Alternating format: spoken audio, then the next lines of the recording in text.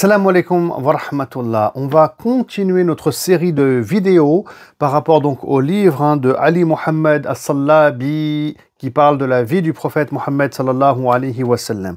Et aujourd'hui, on va souligner un enseignement seulement, mais un très bel enseignement en lien avec le séjour du prophète Mohammed sallallahu alayhi wa sallam chez les Bani Sa'd, quand il était gamin, quand il était petit, enfin il venait de naître il y a quelques semaines à peine. Mais avant de rentrer dans les détails, je souhaite ici, bien sûr, remercier tous ceux et toutes celles qui me soutiennent, bien sûr, sur Tipeee. Qu'Allah subhanahu wa ta'ala vous accorde une généreuse et belle récompense Yawm al-Qiyamah. Alors maintenant, on va rentrer dans le détail. Je ne vais pas rentrer dans tous les détails, bien sûr, par rapport donc au séjour du prophète sallallahu alayhi wa sallam chez les Bani Sa'd. Pour ça, vous pouvez suivre mes cours ici sur l'Institut Miraj, où je propose bien sûr au niveau 1 des cours sur la vie du prophète qui sont déjà enregistrés, sallallahu alayhi wa sallam. Donc 70 heures de cours avec tout plein d'enseignements, des cartes, etc. Alors, je vais juste, moi, traiter ici, sur le plan historique, le passage qui nous intéresse. Alors, je vous explique. Les Bani Sa'd, ils avaient pour habitude de récupérer les nourrissons, les nouveau-nés à la Mecque. Et ils ne prenaient pas n'importe quel enfant, subhanallah. Ils préféraient prendre les enfants des riches, ceux qui avaient beaucoup d'argent, de biens, qui prospéraient dans le commerce, etc. Et là, les Bani Sa'd, ils débarquent à la Mecque, et Halima, qui fait partie des Bani Sa'd, doit elle aussi, c'était des accords qu'il y avait, donc récupérer, au moins un enfant à la Mecque, un nourrisson.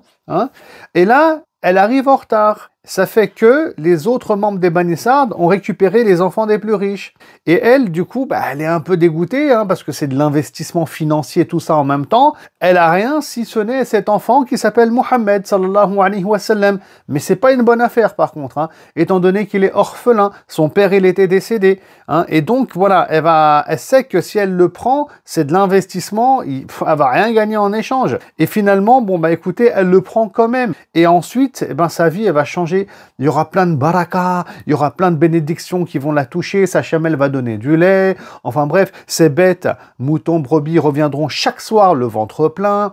Donc il y a plein de choses positives qui vont arriver dans sa vie. Et puis c'est là l'enseignement justement que souligne Ali Sallabi. Alors qu'est-ce qu'il dit? Il dit, ceci est une leçon fondamentale pour chaque musulman. Notre cœur doit être rassuré vis-à-vis du décret de Dieu. Il ne doit pas désapprouver ce que le Tout-Puissant lui a accordé ou regretter ce qu'il lui a refusé. C'est très beau. Effectivement, le décret de Dieu ici, que le cœur, il doit accepter. Pour Halima, c'est quoi? C'est le fait qu'il n'y a pas d'enfant de riche. C'est qu'elle va devoir prendre un enfant qui est pauvre et qui a une famille pauvre. Et ouais, c'est ça le décret d'Allah subhanahu wa ta'ala. Et donc, elle, comme nous finalement, on ne doit pas du coup, désapprouver ce qu'Allah il a acté pour nous, ce qu'Allah il veut nous donner, parce que c'est un don de Dieu. Et on doit l'accepter. Et on ne connaît pas le futur, on ne connaît pas les conséquences, on ne sait pas ce qui va se passer par la suite. Halima l'ignorait totalement. Donc on n'est pas sur un schéma rationnel mathématique. Je prends l'enfant d'un pauvre, j'aurai pas d'argent. Je prends l'argent d'un riche, j'aurai beaucoup d'argent. Non. Et non, elle a pris l'enfant d'un pauvre. Mohammed sallallahu alayhi wa sallam, sur le plan financier, plein de baraka, plein de bénédictions. Le risque d'Allah, il est venu d'une voie qu'on ne pouvait pas imaginer. Et c'est ça le rappel que nous fait ici Ali Sallabi, parce que la vie de l'homme, elle est ainsi faite, subhanallah. Il y a des gens, par exemple, ils vont perdre leur boulot, ils vont perdre leur travail. Et bien ça, c'est le décret d'Allah. Accepte-le, prends les choses positivement. On ne connaît pas le futur, on ne connaît pas l'avenir. C'est les choix. Je relis ici le passage de Sallabi. Il ne doit pas désapprouver le croyance que Allah lui a accordé ou regretter ce qu'il lui a refusé. Ne regrette rien, mon frère. Fais confiance en Allah. Pense positivement sur Allah subhanahu wa ta'ala et patiente. Et accepte ce qu'Allah il a décrété pour toi. C'est très très important de le comprendre. Et parfois on peut être, éprouvé aussi avec peut-être un enfant qui va naître, qui est malade, un enfant qui est autiste ou autre.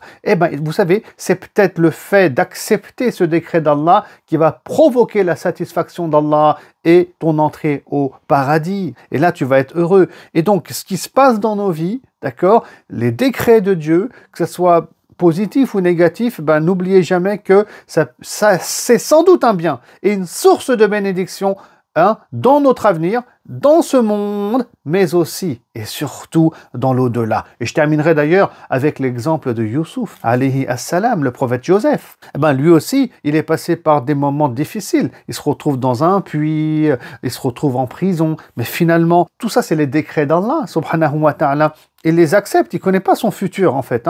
Et le futur c'est quoi? C'est que déjà il est prophète, mais il va devenir ministre, bras droit du roi d'Égypte. Donc, soyons comme ici, voilà, comme nous dit Ali Sallavi, acceptons. Et c'est ça l'exemple qu'on va retrouver pour clôturer, Inch'Allah Ta'ala, notre vidéo d'aujourd'hui. Et chez Halima. Halima, elle est là, c'est vrai, c'est pas du tout ce qu'elle voulait. Elle est un peu dégoûtée qu'elle se retrouve avec cet enfant qui va pas rapporter beaucoup d'argent. Et finalement, elle était toute heureuse par la suite. Je vous dis à très bientôt pour une prochaine et nouvelle vidéo. Salam alaikum wa rahmatullah.